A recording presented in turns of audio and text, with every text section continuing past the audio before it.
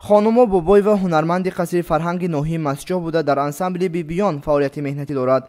اصلا او با فرهنگ یگان علاقمندی نداشت. تنها بعد یک برآمدش در چاره‌بینی سطح جمهوری خانم بابای و به این ساحه گذشت. دوام 10 سال میشود که خالای خانم با همراه دوگانه‌هایش سرودهای خلقی را زمزمه می‌نماید. 2016 وقتی جناب عالی ما پرزیدنت محترم به رایون ما تشریف آوردند، ما گروه بیبی‌ها را همونجا تشکیل کردیم. در شهر لاله عزیزه ما رقص بیبی‌ها را اجرا کردیم.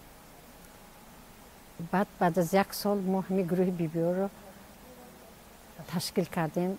در گرد ما میوشا را جمع کردیم. همین سرودای پیشتر رسم رسول آیینی پیشتر ما میخواهیم و دوباره احیا کنیم.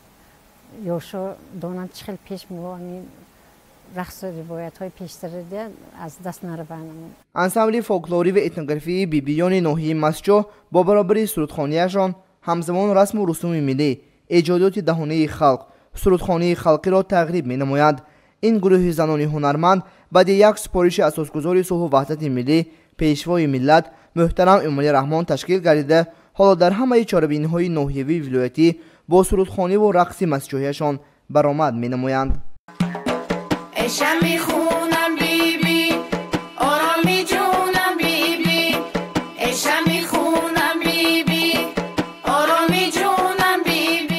ناحیه مسجح یکی از مرکزهایی است که هنر فولکلور و اتنوگرافی پیش رفته است.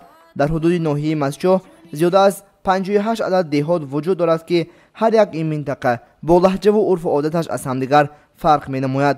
هنر فولکلوری در این منطقه خیلی رشد کرده است و در فلکسرایی و ششمقان خانی، هجوی و لطیفه و اساطیرها، سرودخوانی های خلقی تجسم می یابد.